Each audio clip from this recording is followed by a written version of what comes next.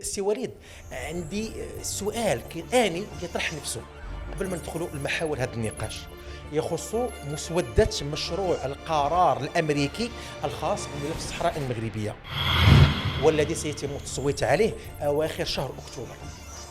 انت كنت سباق وانا متابعك في السوشيال ميديا، اول من نشر هذه المعلومه حبذا تكلم لنا على مسوده هذا القانون اللي كنظن، او مشروع القانون عفوا، كانت تسريبات على ما سمعت من طرف عصابه البوليزاريو، ولكن من بعد سمعت بانه حيدوه من الصفحه ديالهم. حبذا تكلم على هذه المسوده. وانا البارح الجمعه بعد الساعه 5 توصلت ب يعني مسوده المشروع الامريكي او مشروع القرار الخاص بملف الصحراء المغربيه اللي غادي يتم التصويت عليه في مجلس الامن. طبعا انا بصفتي اعلامي خصني ادقق في المصادر، يعني لقيت بان احد الاذرع الاعلاميه للبوليساريو هم اللي سربوا المشروع هذا، الذي من بعد تاكد بانه تم توزيعه على اعضاء دائمين بمجلس الامن.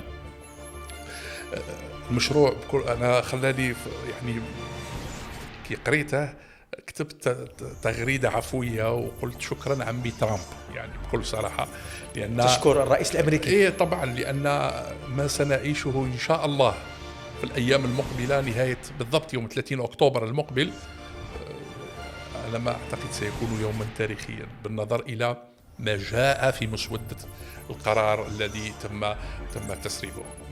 ممكن تسميه حسم القضيه يوم 30 اكتوبر ان شاء الله. بالنظر لمسوده القرار اتس جيم اوفر، يعني انتهت اللعبه.